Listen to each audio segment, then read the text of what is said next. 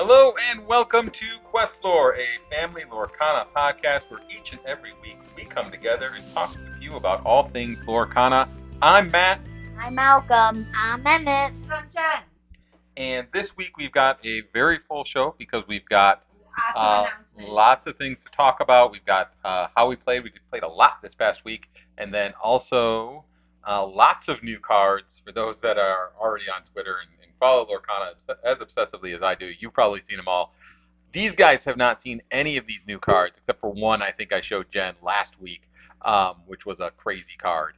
But these guys have not seen anything else at all. So we've got all those things to go through. One that you already said is going to go in Malcolm's deck. Yeah, there was one for sure that was like, that's definitely going in Malcolm's deck. Easy. Let me ask, is there a Bloodborne King candy? Yes. Yes, there is. Can I tell you how we knew that? Well, you knew it was coming eventually. Yeah, because of the turbo. Yeah.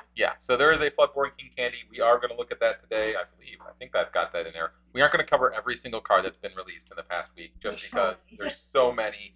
We will cover more next week, and then we will cover ones that are good for draft on the episode before we go. So, but let's get started and talk about how we played this past week. Of course, this past weekend was Set Championship weekend, so the start of that. So we started off Set Championship weekend on Sunday at our home store at the 8th side. Saturday at the 8th side. I'm in like a mental calendar right up here, man. I'm all good. So we started off on Saturday at the 8th side. And for any of you who are watching on YouTube, you may notice what Malcolm is holding in his hand. Because guess who won us in Oswald? That's right. Malcolm got in the top 4.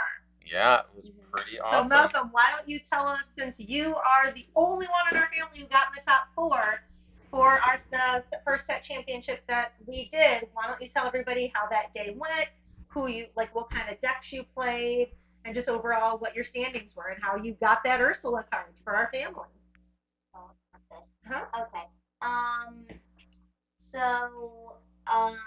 Well, let's start with, what's your deck like right now? So my deck is an aggro hero deck. Right, so what colors are you? It is an amber steel, and I play aggro cards such as the Lilos, the Stitches, the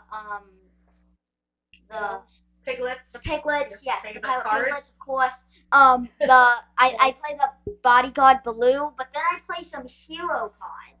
Those are all hero cards. Yeah, everybody. But then I play and then I play Phil, because all of the other cards are heroes. Philocites. From Hercules. And so, what's his special ability, Malcolm? Whenever you play a hero, gain 1 lore. And what's the other ability he has? Not that you use it much, but... Heroes gain Challenger +1. Yep. Right. So, yeah. So he went through, I think he was able to 1-1 a bunch of people, and then 2-0'd the last 2 people he faced against, because he got paired up with Emmett, and he 2-0'd Emmett, right? And then it was the last game, basically, if one of them 2-0'd, the person he was playing against, if one of them 2-0'd, that person gets to go on. Guaranteed. But if they only won 1, they wouldn't have gotten in. Right, that is correct. So they had to play for the 2-0. Actually, I probably would have gotten in. No, because we were at 20. He would have been at 19. Right. So if he was down. Oh, you would have gotten in. Right, you would have gotten in. I see. Right, yes. No, that's good. Anyways, he still played. They still played it out. They didn't do any dice roll to see who got 2-0. He got 2-0 fair and square. Got through and made it to top 8. So how did it feel making your first top cut at a tournament, as the pros say? It felt crazy because I didn't think that was physically possible. Well, it is possible for the 2-game format that you guys are doing. Like, you have a pretty favored way of always at least splitting. It's going to be hard to 0-2 you. Yeah, and especially because we were talking about, even in a normal 3-game format, he rarely gets 0-2. He usually does get one of the games, even if he loses. So I knew the 1-1 format or the 2-game format would probably work in his favor, and it did. And then he did end up taking 2 out of 3 in the quarterfinals and made it to the semifinals, which was amazing. Yeah. And then how did that go? How did your semifinal match go? Which, by the way, his semifinal match was with the person who I believe Yes, they won. Yeah. They like got the they were was the champion, but I also think they were the champion at our store the last time. No, they weren't. No. No, they got knocked out in top 8. Oh, okay. During the first one, and then essentially they didn't play this. They're the winner because they haven't had this as champion, but I believe they just like rolled the dice to see who won. Yeah. So they didn't actually play out that final game. But yeah, he's a really good player. He was there last time. Basically, only showed up for set champs. Yeah.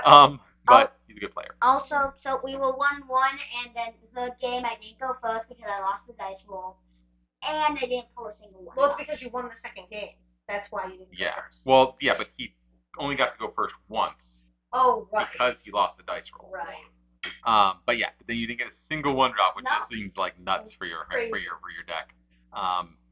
And he had a favorable matchup against him because he was running a Ruby Sapphire deck, which is the ramp deck. So once they get up there, they can just punish him and just keep wiping on his board. Yeah. But you're going to have like 3 or 4 turns of just doing whatever you want. Right. Which could be really dangerous when you're running that bill and you can just get that cheap little bit of lore all the time. But unfortunately, not getting any 1-drops in his opening hand. I think that's what did it. But it was so close games, and like we are super proud of you, Malcolm. Yeah, awesome job, dude. Super, super proud. As for the rest of us, I actually made top 8 for the first time. Yes, awesome. I was super excited about, because last time I was 9, and Matt was. Well, no, I think you were pretty like solidly in the top 8 last time. But then this time, Matt and I were actually tied for points. But I actually beat more people who had also made the top 8, and then Matt. Yeah, so the percentage it's opponent match win percentage, right? It's the next thing. Close. And you were ahead of me by 0.01%. 0.01%. So it's not like. Put me in 8th place over Matt. In 9th place, it was so close between the two of us. I ended up making the top 8. Matt did not. The person who I went up against is actually the same person who Malcolm went up against.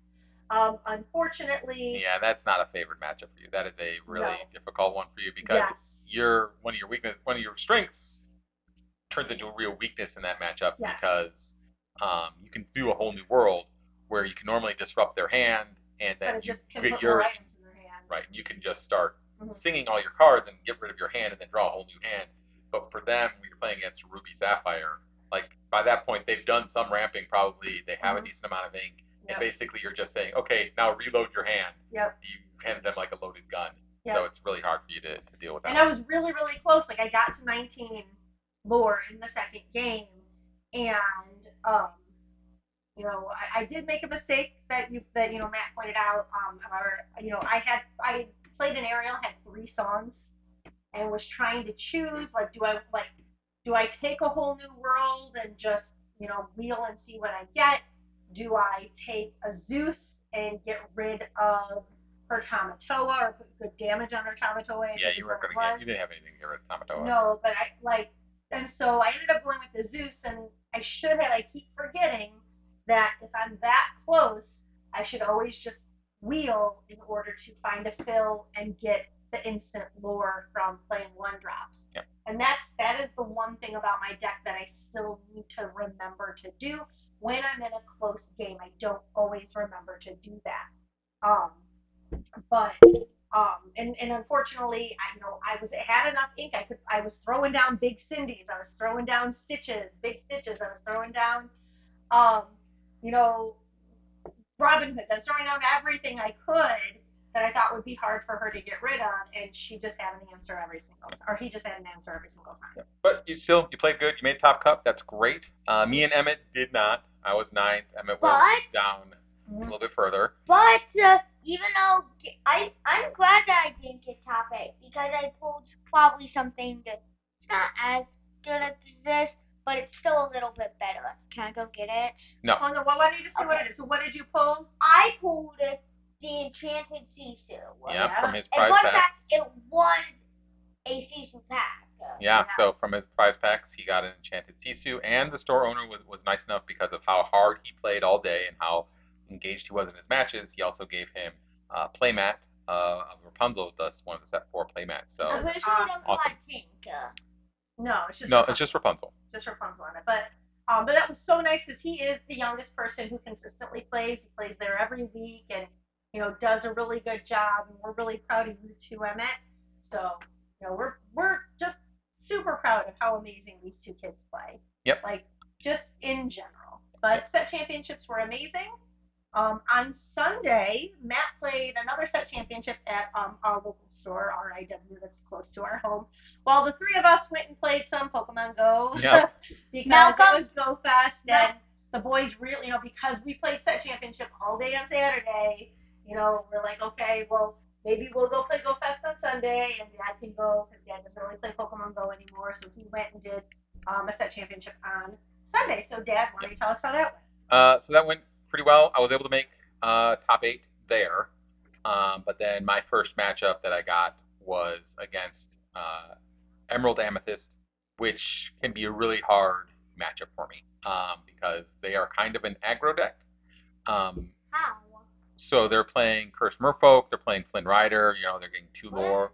Yeah, the 2-drop Flynn Rider that gets 2 lore, right? They're playing those cards to get a bunch of lore really quickly and then kind of finish you out by playing castles and goats. So they're kind of doing similar to what Ruby Amethyst is doing without the removal. They're just trying to go fast, fast, fast, fast. And basically, they go fast, but they also end up with a lot of cards because they're still playing rabbits and friends. And unless I can kind of control the board, they're just going to get too much lore to win before I can get to it. It's probably the toughest matchup outside of someone playing the Bucky discard deck and getting the perfect hand that I can have. So I didn't get the top 4, but still made top 8, so that was cool. And we played one more type of war counter. Oh yeah, so then on Wednesday we played regular league. Actually, 2 more. Yeah. Okay. So we played regular league play at because our local, we usually play on Sundays at our store that we've been playing at since almost week 1. Yep. And then the local store near us has been recently starting on Wednesdays, and so we went and played there. And Emmett, how did you do? So what were you playing on Wednesday, Emmett? Bucky discard deck or BDD. So he embraced the dark side and played that. How'd you feel you did with that new deck, dude? I feel like it was great. Okay, Yeah. awesome. The rest of the group, how do you feel you played on Wednesday? I thought I did really well. Like I think I took 3rd. Somewhere around 3rd or 4th. I think I took 3rd. Yeah, 3rd or 4th, and Emmett and I played in one game, and we went 1-1. Yeah. Because when he gets those Buckies, like there's just nothing I can do. And in fact, no, that game he won, it wasn't even about the Buckies. He just was able to get a lot of stuff out there that I couldn't deal with. Sure. When I played against him in my second game, Malcolm, Dad. Oh yeah, so I didn't get a single Bucky in Bucky either of my opening hands. Very like strange. I had to do my whole opening hand my first time, and still no Bucky. Yeah. And want to make it even better, no actions. Yeah. So if you mulligan your entire hand looking for a card that you have 4 of in your deck, which you do, the odds of finding it are about 70%. So the fact that you didn't find it either time is pretty low. And of course, I didn't get it until, he was about to win next time. Yeah. So that's unfortunate. And then you played Malcolm too, didn't you? No. No, I didn't. Oh. I only played. Did I play Malcolm? No. I couldn't remember. I don't think Malcolm. I played Emmett, and then I played Eli. Oh, that's right. I played Eli, I played Emmett, and then I played 2. So shout out to Eli. Eli, if you're watching this right now, shout out to Eli. Shout out. Eli is Emmett's really, really good friend. And we've been getting him into playing Lorcana as well. Sure. And actually, yesterday we were playing. We decided to all gather around and play Deep Trouble. Yeah, so we played a Deep Trouble because we wanted to play it again, this time with our own decks, not just the ones that were built in. Mm-hmm. Yes, and you should have seen Stad's hand. So when we were playing Deep Trouble, having already seen what that deck does, instead of playing with my Ruby Amethyst one, I played with the Bucky discard deck because that has some item removal in it. Yes. And I know that Ursula has a bunch of items that get her a bunch of lore really fast. Or I'm get like, rid of our cards. yeah, so I figured, well, I'll play with this, just ink the Buckies if they show up, and just play the other cards. And like there was one point where I had like 20 cards in my hand because of drawing off a Diablo. You're just like, oh, you're drawing 4? Okay, draw 4 cards. And then I ended up like having like 50 lore by the end of the Malcolm game. had 50 lore. I think Eli had like 40 lore. Yeah, so this was her on normal. And at the end of the game, they show like how much lore you got. We got, just the normal, typical of 189 items. 29. 29 129. more. So that was that on easy. So next time we play, we'll try it on hard and see where it goes. Yeah, but it was fun, and it was nice because Eli had never played it before. His dad just bought it for him last week after we played. Because Eli did his first regular weekly play, and so and he did a great job. So again, shout out to Eli. We always love bringing friends and family into the game. So super excited about that. Okay. Eli, if you like this video, I'm gonna give you a card. I'm not telling you what it is. Okay. Great. And so we've got another set championship coming up tomorrow that we're excited to play in, and then we'll do regular leagues on Sunday. We'll see how tomorrow goes and decide whether or not we want to do the last one we do on next Saturday or not. We don't want to go. We've got an Ursula between all of us. That's kind of our goal, is just make sure we have a copy of the card, right? Because we want to make sure we have a full collection. But, Whatever. Yeah. We're not that insane. I mean, we're crazy for Lorcana, but I'm not gonna give up all the time in the world. Other than that, I'm gonna go put this back in the hole. You can leave it right there, buddy. But let's move on because we've got a lot to cover. You said we're not insane. I think you might have forgot that Emmett's sitting with us. Shimmering Skies. I guess. Yeah, Shimmering Skies is coming. We've got a lot of new cards to talk about. The reveal season is in full swing. There have been so many cards I can't even keep up. I think there's at least like, Malcolm, I finished up. Oswald. We've already been through this. There's not going to be an Oswald card. There's no Shimmering Skies Oswald cards. I guarantee you that. So there's another like 15 cards, I think, between the time I finished up what we're going to be looking at that have come out. It's like I can't possibly cover them. I picked ones that are a little bit interesting. So let's just dive right in and get started. So our first one, I showed this one to Jen last week. This is Mufasa, Ruler of Pride Rock. The Sapphire Legendary card. It's an 8-cost uninkable, strength of 4, willpower of 9, quests for 4. And then there's 2 abilities. The first is a delicate balance. When you play this character, exert all cards in your inkwell. Then return 2 cards at random from your inkwell to your hand. So it's kind of the start of the next kind of change to the game where you're going to be manipulating the inkwell as well. So here you're manipulating your own. Wouldn't be surprised if at some point you start impacting your opponent's inkwell as well. And oh my God! I mean, for like Ruby Sapphire decks where you're already ramping so much ink. Yeah. Losing 2 ink to play this card and maybe probably doesn't matter too much. Probably doesn't matter, especially if let's say you had to ink a Tamatoa on turn 1 because it was in your opening hand. You might get it back. Yep. And then crazy. It has another ability. Everything the light touches. Whenever this character quests, ready all cards in your inkwell. Oh my goodness! So they can get It's almost a free turn. It's almost a free turn, except for you don't draw. But yeah, basically you get a free turn. So like if you don't get and with a butt of 9. Yeah. So he's going to be hard to take out, right? He doesn't die to Medusa unless you're manipulating him with an ice block. You need Dragon Fire. Let it go. Ice block him, then you can Medusa. He doesn't even die to World Greatest Criminal Mind because his strength is too low. He's right. If you had an ice block, you could Medusa him. Sure, yeah. Like if you have another card, but then you have to be playing Ruby Sapphire as well. So you'd have to be playing the same colors as they do. But this could let you play Tamatoa and a Dime on the same turn. Yeah. Like by turn 10 or whatever. Yeah. So. And use the turn 8 if you're raven rank. Yeah. So it's a crazy ability. This is going. try it. People are definitely going to try it. I mean, I'm 100%. thinking this definitely is at least two that you put. You put two of these in your deck. You can't do too many because it is uninkable, high cost. But yeah, This for is sure. going on the ban list. Probably. I don't think so. It's way You too can't high put something cost. on the ban list before it comes out. And it's way too high cost with it being uninkable for it to be banned. Yeah. Like it's hard to play. Yeah, you need a lot. You need a lot. It's hard to get rid of, but it's hard to get out there to play because of that cost. Then again, when you're playing Ruby Sapphire, it is like you get to 8 ink on like turn 5. That's true, but you have to use a lot of cards to get there, and if you end up with a bunch of these in your opening hand, you're out of luck. Yeah. Right? I just want to say something. I forgot. Okay. Brilliant dropping. Okay, let's move on. All right, this is the one I was telling Emmett Malcolm about. So this is Daisy Duck, Donald's Date. It is a 1-cost uninkable amber card. It's a super rare. It has a strength of 1, willpower of 4, quests for 2. All right, and then has this ability, big prize. Whenever this character quests, each opponent reveals the top card of their deck. If it's a character card, they may put it into their hand.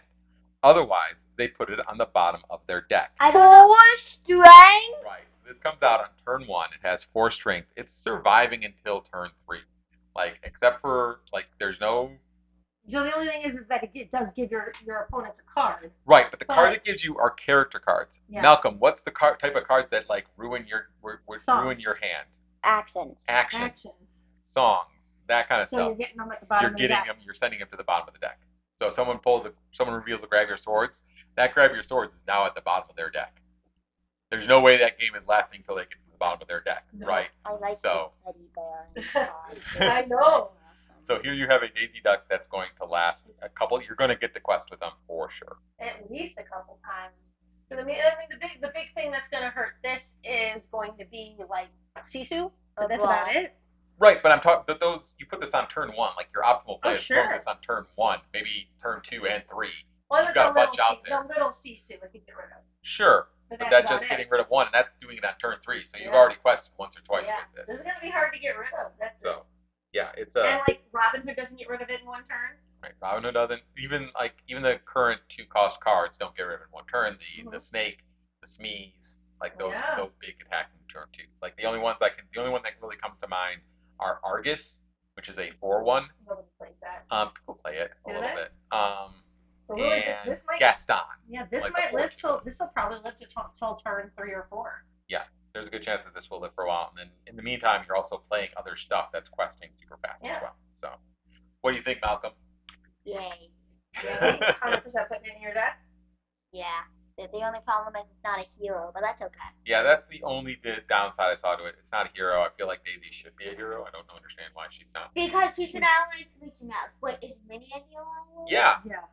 Because she's a sidekick. Come on, it's Daisy. Out of everybody, Daisy's not a hero. She she can't even run a hair salon, Matt, or a bow.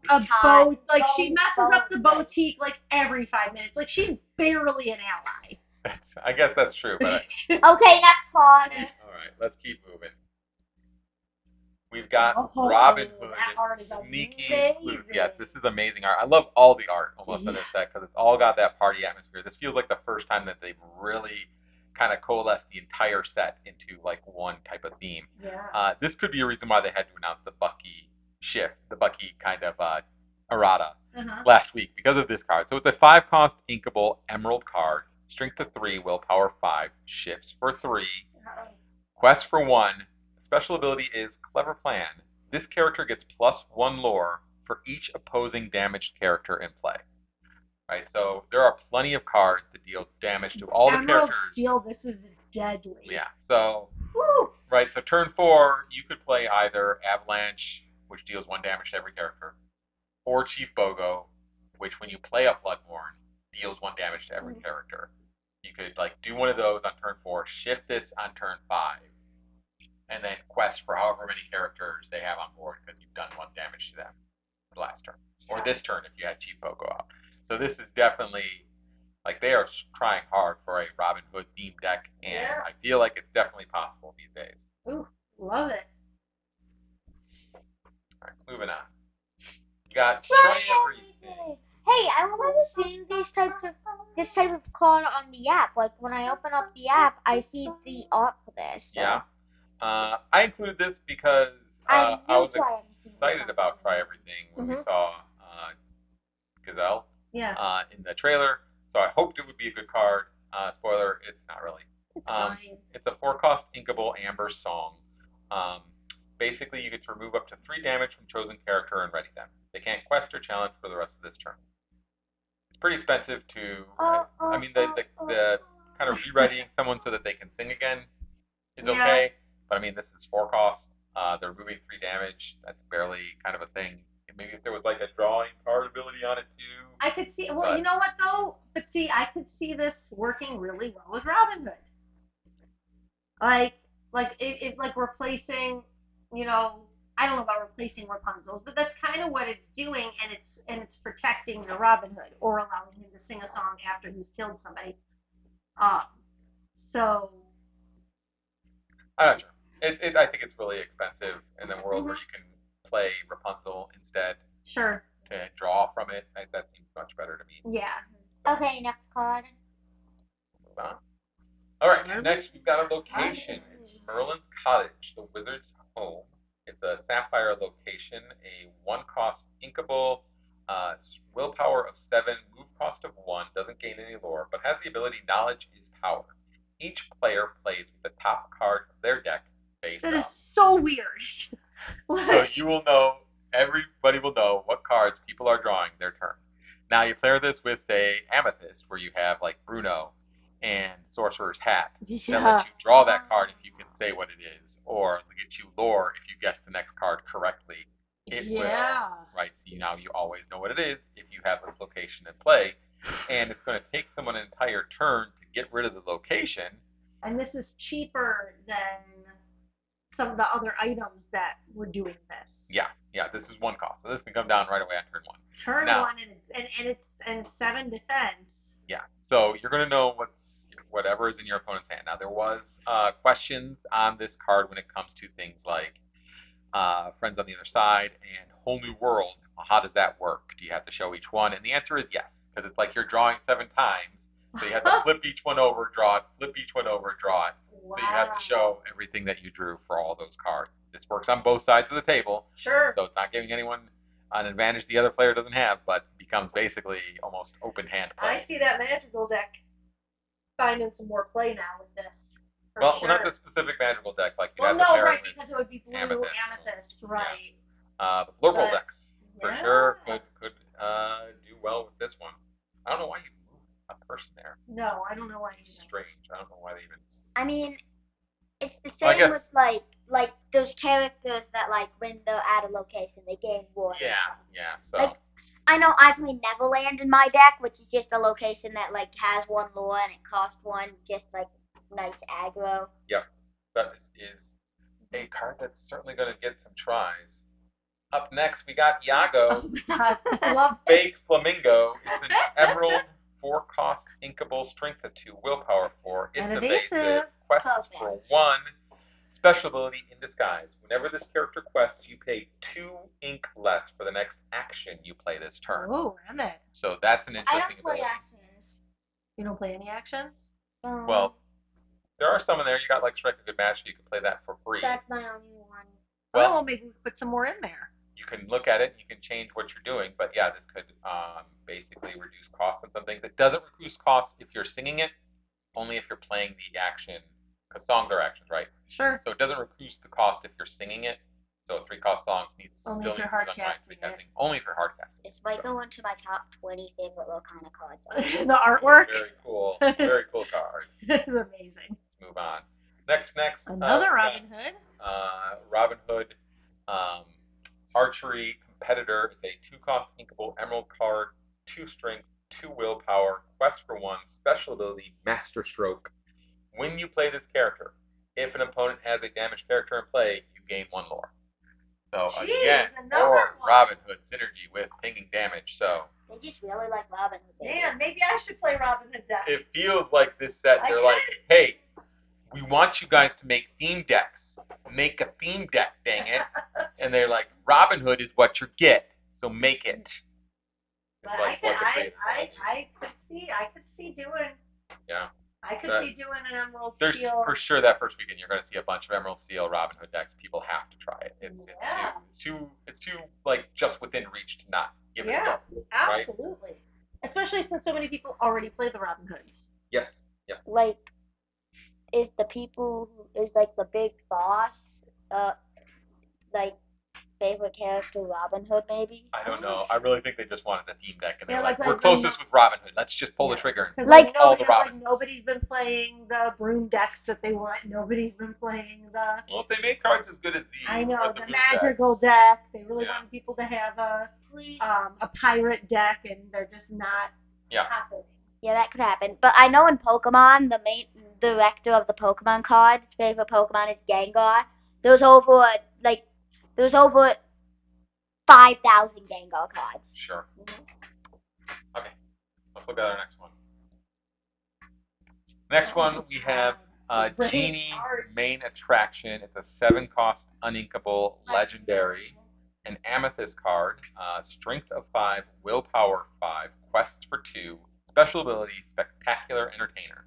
While this character is exerted, opposing characters can't ready at the start of their turn. Oh, I hate that. So you can't use them for anything. They're just frozen in place. This kind of reminds me of that one Ursula card. Well, really more like expensive. the Elsa card kind of that comes in play and freezes people, but this does it like when you quest. So it can be really annoying. Fortunately, it doesn't shift. It's 7 cost. It's uninkable, so it's going to be hard to play because it is a big cost. The ability is really cool, but the rest of the card is only okayish. Yeah, and especially because there's a lot of cards that will get rid of it instantly. Yeah. I guess not a lot, but there's quite a few, right? Because Greatest Criminal Mind will get rid of it. Zeus will get rid of it. Yeah. So Maui will get rid of it. So it's not. Yeah, it's not like incredibly unstoppable. Well, then again, Maui can't get rid of it. No, he can't. He can because he'll rush in. Yeah, like he'll get his 2 lore, but then he'll rush in and kill it. Yeah. But he'll have to have done his ability first. Yeah. So it's something. Maybe there's something there, but I think it's just a little bit too expensive and uninkable. I'm not sure it's going to see a ton, but I think people are going to give it a try because that is a really cool ability. Move on. All right, we got Ed! Hysterical Party Goer, a 4-cost uninkable emerald card. It's got a Strength of 2, Willpower 4, Quests for 3, special ability Rowdy Guest. Damaged characters can't challenge this character. I so love if it. have damage on it, they can't challenge it. Any Quests for 3? This is going to see play, I think. Good chance of it, yeah. I really want this in my deck. Deck. Evasive deck. Evasive deck? Sure. Even though he's not evasive, but it still works. He'll work well if you get better at damaging characters earlier, like we talked about, right? So this is definitely this is the first hyena. This is the only hyena they put out. So they had a hyena from last set, but from set 4, but this is this is only like the second hyena that exists. Yeah, so it's awesome. And Malcolm, explain why you're so excited about this card. I played Ed in the Lion King, in the play. Like in the musical. Junior. It was like the second play you ever did, right? When you were 6. I played Ed. Which is why I included this card. It's not like the greatest card, but it is, it's Ed. Have to include it. It's Ed. And he's so cool. He's Ed. He's having a party. He's at the party too. Shame for the zebra, but it happens. Let's look at next. So now we've got a whole new set of Snow White and the 7 Dwarfs. Ooh, this time they're knights. Nice. So first we got Snow White, Fair-Hearted. They're all steel cards. She's got a Strength of 3, Willpower 5. She's a 5-cost uninkable, Quests for 3, special ability. This character gains Resist +1 for each other knight character you have in play. So all these 7 dwarves are all knights. So there's 7 other knights that they're introducing. So now we're trying to do a knight deck too. Right now there's only 4 knights in the game. Can you guys name them? Goofy. The Prince? No. Goofy. Goofy, yes. Donald. No. Well, I'm currently in the game. I'm not counting any ones from Shimmering Skies. There's a Donald Duck Knight from Shimmering Okay. Skies. But I know Goofy's the big knight. Goofy. You'd think the prince is a knight since he's dressed as a knight, Uh-huh. riding a horse like a But knight. he's not. But he's not a knight. So 3 more. Who else is a knight? One of you plays one of them. I was gonna say it's one of the bodyguards, isn't it? Oh, which fell off? No. I already said the prince. It's in Mom's deck. Oh, it's Cindy. Yeah. Big Cindy's a Big knight. Cindy, the little Cindy. Oh, that's where the little Cindy 2-drop is a knight. Yep, and I've forgotten the last one. Oh well. Okay. If it comes up, I'll let you guys know. Yeah, no, the Piglet's not a knight either, even though he's also dressed like a knight. Wait, the 5-drop is not No. a knight? What? Yeah, I know.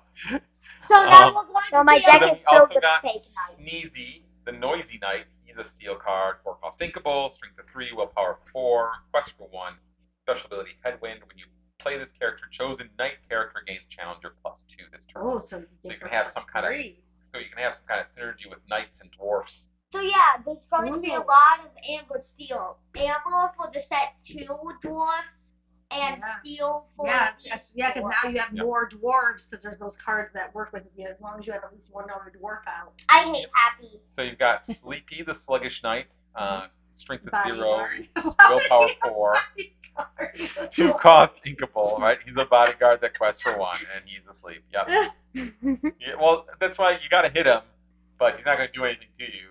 So he's kind of like Baloo. Yeah, well, not he's the worst Baloo, right? He's just a knight. Well, but he's cheaper. But he doesn't get the 2 lore when you can banish him. I know. And he has 4 defense. He does have 4 defense. At 2, that's pretty good. Why is Happy always so bad? Wait, I'm just going to So, this is Happy, the lively knight, a strength of 2, willpower 1, only costs 1 and is inkable. Burst of speed during your turn, this character gains evasive. Quest for 1. So it gains evasive on turn 1. That's a possible Diablo. Yep. So, awesome. Pretty good card, I think. Yeah, for a 1-drop. I would definitely grab this. This would be good in draft because it's something you can take care of other evasives with, right? 100%. Let's look at our next one. We've got Grumpy, the Skeptical Knight. He's got a strength of 3, willpower of 1, costs 3, and is inkable. 2 abilities, Boom of Resilience. While one of your knight character is at a location, that character gains resist +2. Oh, so there's going to be a new location too, I bet. Probably. And then Burst of Speed. During your turn, this character gains evasive. So he's another evasive gainer. So definitely another good one. Yep. For a draft, 100%. Yep. And then you've got Dopey, Knight Apprentice, strength 2, willpower 2, cost 3, is an inkable. Quest for 1, ability Stronger Together. When you play this character, if you have another knight character in play, you may deal 1 damage to chosen character or location. That's nice. So that's kind of a nice little ping damage you can do with them. And remember, these are all knights, but they're also dwarfs. Yes. So you can use their dwarf abilities and their knights one. So you all can the put them amber together. ones had dwarf stuff with them. All of them apply to here as well. And 2 more. The only problem is they're all allies, so it doesn't really work with Phil. 2 more. So you've got Doc, Bold Knight, strength of 1, willpower 3, 2 cost unequal, quest for 1, special ability drastic measures. When you play this character, you may discard your hand to draw 2 cards. So if you're near the end of the line, you have a bunch of uninkable in your thing, play this guy, and then you can get 2 more cards. So if you're playing a kind of a rush deck, he could be useful. Are you looking for a whole new world? Yep. That could be. And then you got Bashful, the Adoring Knight. He's got a strength of 3, willpower 4, 4 cost uninkable. Quest for 1. 4 cost inkable. You said uninkable. I'm sorry, 4 cost inkable. Quest for 1. Special ability, Impress the Princess. When you have a character named Snow White in play, this character gains bodyguard. So, not the best when the other bodyguard's better. Yep. Because it's cheap. Whole new set of knights. And dwarves. And dwarves. Dwarves that are knights. So 8 more knights. 8 more knights. And if you like 7 dwarves. Put this with some of the dwarves, some of the better dwarves from set 2. Put it with the 2 cost Cindy and the shiftable Cindy. Yeah, lots of night synergy there. And then the 1 cost Cindy too that can still do the singing. Yep. And put into the songs. This could be a strong deck. Could be something. Definitely something I think people will try. So let's see what happens. Let's keep going. We got more. It's Sven. Sven, Reindeer Steed. He's a 4-cost inkable amber card, strength of 3, willpower 3, quests for 2, special ability Reindeer Games. When you play this character, you may ready chosen character. They can't quest or challenge for the rest of the turn. I might want to put this in my deck. Yeah. I could see. Ready your singer. I could see, ready my singer, have her sing again. Or like with Robin Hood, he attacks once and then he can sing, or he can just be protected. Yep. So. This is only when he's playing. Yep. Yeah, but still, it's just like how when Rapunzel is played, you can take off. It's I could see this going in my deck. Well, but he's not a hero though, probably. No, right? I don't He's an ally, so. So next you've got Scar Trader, a 5-cost inkable ruby card, strength 6, willpower 3, quests for 2, special ability Long Live the King. When you play this character, you banish chosen character named Mufasa. So this does get rid of that sapphire one. Right. So this was how to get rid of the sapphire the big one. sapphire. Yeah. So yes, a lot of people and are playing that. Yep. Like something brutal you could do is you could play this and then play the Mufasa. Next turn that other person plays the card.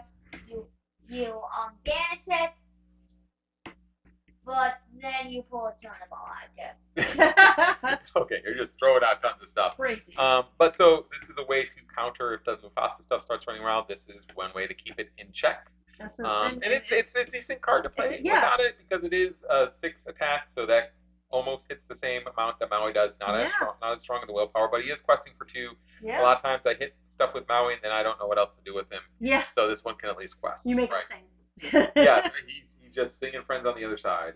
And but this, I could see this. This could find some play in Ruby Amethyst for sure. Especially to check the Mufasa that's out there now. So, yep. Mm-hmm.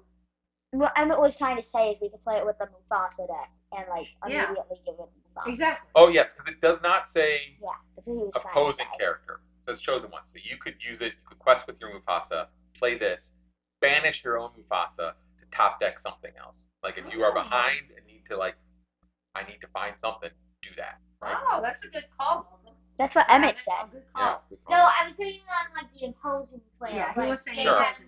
But Malcolm, I think that was your thought. That's a good thought. And then he banishes it. Yeah. Then you draw a ton of ball on you. Right. All right, let's see. Merryweather, good fairy, strength 1, willpower 2, cost 1, is inkable. Quest for 1, special ability, when you play this character, you may pay 1 ink to give chosen character +2 strength this turn. That's a pretty decent ability. My issue here, right, is why is she green? Why is it Merryweather? Yeah. Why is it not Flora? Yeah, no, Fauna. And then Flora should be Ruby. Fauna should be Emerald, and Merryweather should be. And then let's Sapphire. look at her text, right? The most beautiful color is blue. So make it blue. Why, Raffensperger? Why? We love you, Raffensperger, but why? Make it blue. Make it pink. Make it blue. Make it pink. Make it blue. Okay. Make it pink. It's fine. They wanted it to be an emerald card. It's fine. Make it but blue. Change the fairy. Make it Fauna. Like there's a fairy that's there. Yeah. Just change the fairy. Okay. That's why the next card is the green fairy. That's blue. I know. No, this is the only one that's least so far, but I'm sure we're gonna get more, and they're all gonna be off colors. It's just the most beautiful color is blue. Why couldn't they pick anything else? Because make it blue and I make it pink. I know, but what? I get it, but she says other words that don't have blue in it. Yes. So just use one of those. Yes. At least that. All right, a big boom just happened outside, so it's a weird thing for us. We got Wreck-It Ralph up next. Ooh. So he's a 7-cost uninkable. It's Wreck-It Ralph, Admiral Underpants. Yes. He's the strict 6 strength, 7 willpower, amber card. He quests for 2, has a special ability of I've got the coolest friends. When you play this character, return a character card from your discard to your hand. If that card is a princess character card, gain 2 lore. So it is a kind of a sneaky way to get an extra 2 lore and get a card back into your hand. Yeah, but it's so expensive. It's very expensive and it costs 7. That's and it's uninkable. Yep. So It costs 7 and it's uninkable. Ooh. yeah, I'm not sure about that. I don't know. I get the ability, but man, that's. Yeah. What we need is what the thing he's holding, the little heart award thing. We need that as an item. See what that does. That'd be cool. Up next, it's Fix It Felix Jr. Delighted Sightseer.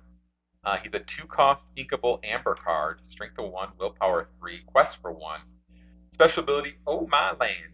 When you play this character, if you have a location in play, draw a card. Why do I They feel like really are pushing their. Like, It's not bad. It's not Yeah. bad. I mean, that's the way to easily draw a special card, location, man. Yeah. I have a question.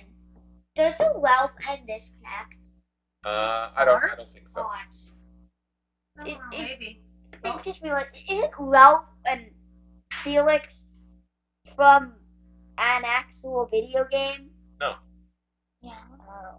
No. I thought that was actually real. No, they made it up. No, it's Donkey Kong, but with made up characters, so they don't have to pay Nintendo. Let's look at our next one. It is King Candy. I knew it. Sweet Abomination, a 5-cost uninkable sapphire card. He's a Bloodborne. He's got a strength of 3, willpower 3. He shifts for 3, quests for 2. But the special ability, changing the code. When you play this character, you may draw 2 cards, then put a card from your hand on the bottom of your deck. So basically, kind of trying for your cards. You at least get 1 extra card from this, right? So interesting. Not sure if it'll see a ton because 3/3, not that great. Quest for 2, not that great. There's better cards in Sapphire. Yep. Kind of at that cost, but it's there. It's there. Here it Then we got is. Sugar Rush Speedway, a Ruby location. It's a 1-cost uninkable, move cost of 0, free to go there. 5 willpower. Doesn't gain any lore. Special ability. Free to send them there. On your marks. Yep. Once per turn, you may exert a chosen character here and deal them 1 damage to move them to another location for free. So basically, this is a way of moving your characters to any location you want for free. This one work in Ruby Amethyst. Maybe. You can use this, exert someone, And move to the Queen's Castle. and move them to the Queen's It costs Castle. 1 ink to get to the Queen's Castle. That's usually not a big thing. You probably want to use it for some of the more expensive ones to get to, like that Sherwood Forest costs 2 to get there. Right. Stuff like that, where it costs a couple to get But there and this you get really could big be benefits. this could be good for. Isn't it a Robin Hood card that gains a lore every time it goes to a new location? No, it's a Peter Pan Or card. Peter Pan But I card. think you'd only do that like once per turn. Yeah. So it's like, But still. Yeah. But Yeah. Well, kind of weird. it's okay. Wait, what if we have 2 of these and then Chubby? You have to Cubby. keep doing damage to him. He'll die. He'll die. No, but he in doesn't. Cubby. No, you can just move him to the other. And you can only do it once because you have to exert them.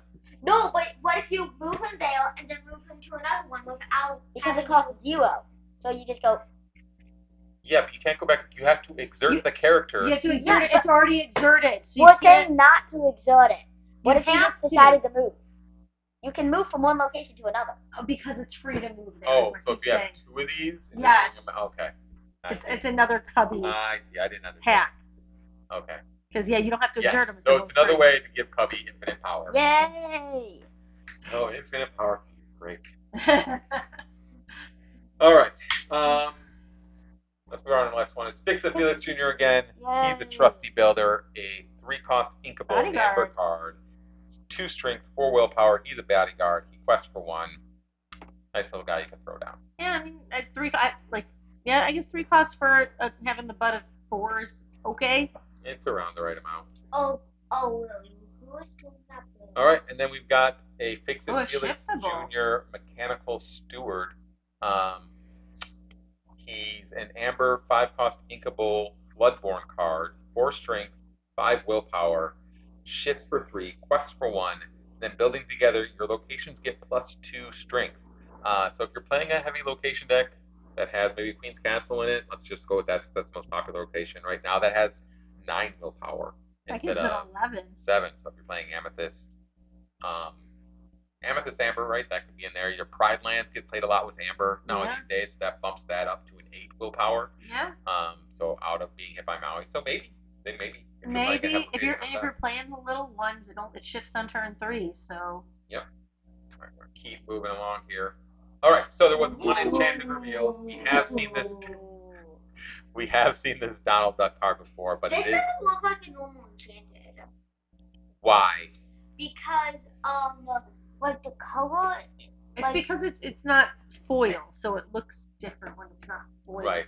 So we have seen this Donald Duck before. This is the Donald Duck Knight character, the first legendary they showed Oh, earlier. he's a knight. Yeah. So he's like the Pie Knight or Pie Slinger. Shifts for 4. It's a 5-cost ruby card that's inkable, strength of 3, willpower 6. Has Humble Pie. When you play this character, if you use Shift to play him, each opponent loses 2 lore. Then Raging Duck. When an opponent has 10 or more lore, this character gets plus 6 strength. So Quest one. So this is the first enchanted. That's why I included it here. We've seen this card before. But here's an idea of like what the artwork is going to look like for this enchanted. Because each set has had a little bit of a theme, right? Set 1 was like the characters in more of an action pose. Set 2 was close-ups. Set 3 was like the paintings. And then set 4 was like you were looking into Ursula's cauldron. That's why they're kind of swirly and misty. It's like Ursula looking into her cauldron, I think. This one looks like it's a food fight. This one like watercolors in the background, Oh, like sure. like the shimmering party stuff, celebration type thing. In the background. So awesome. So this is what kind of our enchantments will look like for this set. This is the only one we've seen so far. So this was the last of the ones I had picked from Shimmering Skies to show you guys. Okay. There was one other thing they released. So for D23, that is coming up, right? Yay. Fortunately, we will happen to be in Disneyland during the week of Just happenstance, like literally happenstance. Yes. We had booked a trip to go on a cruise to Hawaii. Decided, like, well, why don't since our flights, all the flights are, stopping in LA for a layover, why not just make it a extra bit of vacation? We've never been to Disneyland before, let's do it. And then a month later, they announced D23 was going to be that weekend when we are leaving for Hawaii from LA, but we will be there Friday morning. Yep. So I have a badge for D23. On Friday. Since we can't spend the whole day there wasn't a reason to spend tons of money for all of us to go there. So we just buy one badge. I'm going to basically head in and grab whatever promo stuff I can get, and then head out. But they're also, but they did announce some of the exclusives that you're going to get there, and one of them is Lorcana exclusives. So the 2 of the things you're going to be able to get, don't know how, so don't know for sure they'll be able to get those. Is a first anniversary Mickey Brave Little Kayla pin. So this is the first time they gave out that pin. Was at D23. Now it's first anniversary of Lorcana, so here's another first anniversary pin. And then a Mickey Playful Sorcerer promo card. So that's pretty cool too. So we'll get those things hopefully for them. What they're also going to be doing, and this is going to be, they're going to be selling a set of 6 cards, like special enchanted style cards, kind of like they did for the D23, the D100 set, right from set 2. You could get those 6 special cards. They're going to have another set of 6 cards. You can only get at D23 and at Disney parks. Which means that 3 of us can go to Pin Traders. Right. And buy some of these. Right. So they showed what that's going to look like. So we've got this kind of special like case for them, and there's going to be 6 cards from the first 6 sets. Wait. So there's going to be Blaber, Taylor, looks like swords too. I think.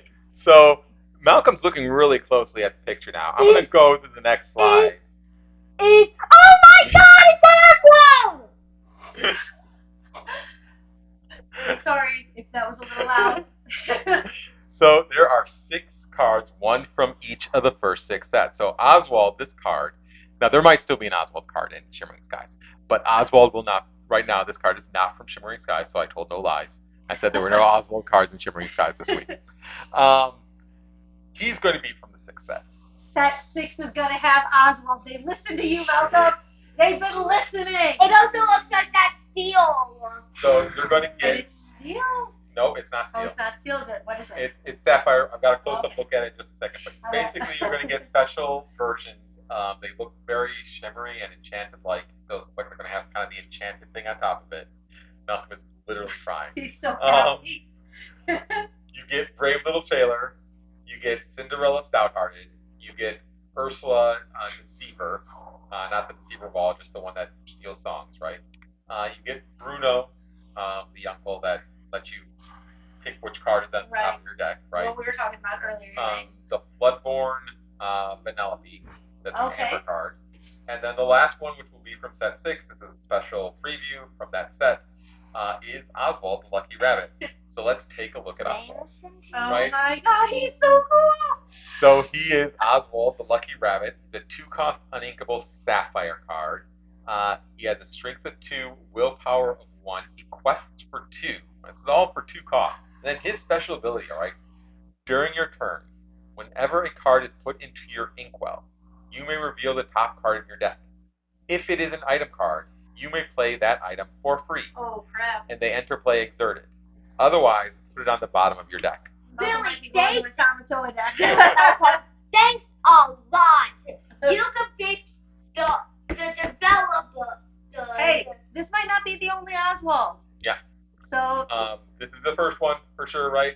This is the first one we've seen, right? He's peeling. It's an awesome card because he's also peeling back the scenery and to he's show on like train what's track. behind it. He's on train track. He's like breaking the fourth wall.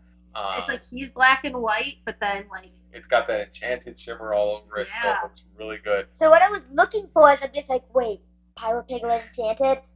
And then I didn't see it, and I just see like the ears, and that's it, and I'm just like, wait. Yeah. So for those that couldn't see it, like the box that it comes in, it has like a little symbol for each of the characters in it, and one of them is an outline of Oswald. So I was curious whether or not he would notice that right away. When you Do you saw need that, a minute, Malcolm? Well, now you can't say it anymore at the end of our podcast because he's coming. So he's coming. Set 6 for sure. Possibly still for set 5. Though the fact that he's named Oswald the Lucky Rabbit makes me think that his first card is going to be that one. I think so. So I doubt you're going to see anything from set 5, but here you go, set 6. He's coming. He's They coming. listened. That's the first card from it. There you go. Thank you, Malcolm. What do you say to Rathbensberger? they did it. Well, I would say thank you, but then I realized they made set 5 before we started our podcast, so So thank you. thank Well, you. this is set 6 though. Yeah, that's what I meant. Oh. So this looks like a really strong Actually- card for an item deck. Yeah. Actually, they didn't because they made set 1, 2, and 3 all in the same time. I don't think they had 6 ready when we started our podcast. I'm Yeah, not sure. but We don't They're have. probably in the middle of We it. started our podcast at set 2. So, Anyways. Anyways, so this looks like it could be a really good card. Say you pair it with that Merlin's Cottage, right? Yeah. That has the top card of your deck on play, so you know when to play this and when not to. Yeah. So if you flip that over, you see your next card is Lucky Dime. Play this guy. Uh-huh. Imagine Play Lucky Dime for free on turn 2. This isn't enchanted. Wait, this is going to be enchanted? It's enchanted like, so it's going to have the shimmery effect that the enchanted We don't know cards if it'll do. be enchanted again. It's not necessarily Well, going were to all be. the other ones enchanted that were in this set though? No. No? No. Okay. So then So- there you go. I mean, yeah, no. Because the Ursula one wasn't. Bruno was though, right? No. Oh we no, don't no. talk We about. don't talk about Bruno. Yeah, So the Bruno was card not. wasn't. The Ursula wasn't. Cinderella, and Mickey were both not real enchanteds because they were ones that you could get during the Disney Lorcana Challenge. Right. But these ones are going to have like a special, basically the enchanted foiling on them. Right. They'll Wow. be like that. Oswald is not a hero. He is very mischievous.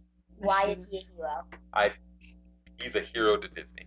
He's a hero to you, Malcolm. Yes. All right, so that's all the cards we're going through this week. Really exciting stuff. I think there's some really cool cards in there. I think some things that are going to really shake stuff up. This card, when we get to Set 6, is probably going to shake stuff up. Uh-huh. Because it's going to make those item decks. And that makes me bigger. so interested in what the story's going to be for him to be doing that. Sure. So, Right. I mean, we know there's something. Is Oswald going to be the main character of the story? There is some lore that's coming out. We're going to have some. We're Maybe, going to 'cause talk about some of that. Maybe. It just like came out late yesterday, so I didn't bother trying to update all this. I knew we had a lot to get through. So Yeah. I want to run into trivia for the week. It's trivia time. So let's hit it up. From the wonderful world of Disney trivia. First up, in the Emperor's New Groove, Oh, great. Tasha saved Cusco from a pack of what in the jungle? Oh, what is it called again? Jaguars. That's correct. It is Jaguars. Good That job, was isn't it? literally, so we didn't look at it, but that was literally a location card that was released just today. Oh, really? Literally like half an hour before we started recording. He's a this jungle? was Jaguars. Oh, Jaguars? Like the jungle with the Jaguars all looking up. Really? At each other. It was That's literally funny. a card release. Half an hour. Was it a location? Yeah, what color? Purple? I don't. Okay. Next, comedian Ali Wong voiced the character Felony for what animated movie? Felony? Yep. Monster. No. I'm going to say Oliver and Company. No. Any guesses, Emmett? Nope. It is Ralph Breaks the Internet. Oh, okay. Name one character portrayed by Carrie Elwes in A Christmas Carol. I mean, so like the weird animated Christmas Carol? I guess. I don't know. It's from 2009. Yeah, so that was, that's the one that Jim Carrey was Scrooge. Oh, was that? I have think no idea so. any of that stuff. I've never seen that. You're not going to get any of these names. Fezziwig. No. It's Portly Gentleman, Dick Wilkins, and Mad Fiddler. Yeah, nope. Yep. Next, finish this quote from Mulan. The flower that blooms in blank is the most rare and beautiful of all. No. Winter. No. Adversity.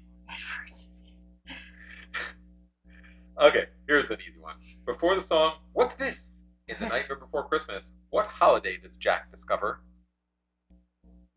Say it louder in the mic, Emmett. Christmas. That's right. There you go. Christmas, indeed it is. All right. Sometimes the trivia cards are harder than other times. But you got Jaguars. You got Christmas. The only reason why I got the only reason I got Jaguar is because I've been rewatching Devil's Groove before any of you wake up. Very nice. Cool. Very nice. Okay.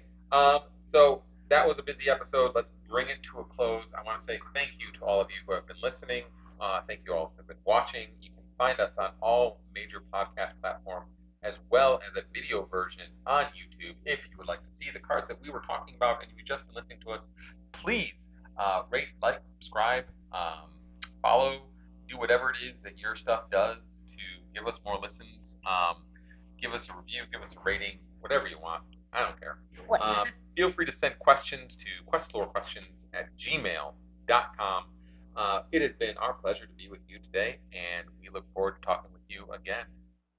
And also, Eli, remember, if you like this video, you will get a card. I'm not telling you what. And thank you, Rathensberger, for Oswald and Lucky Rabbit for Lorcana. Yep, thank you. And have a good night, everyone. They did it.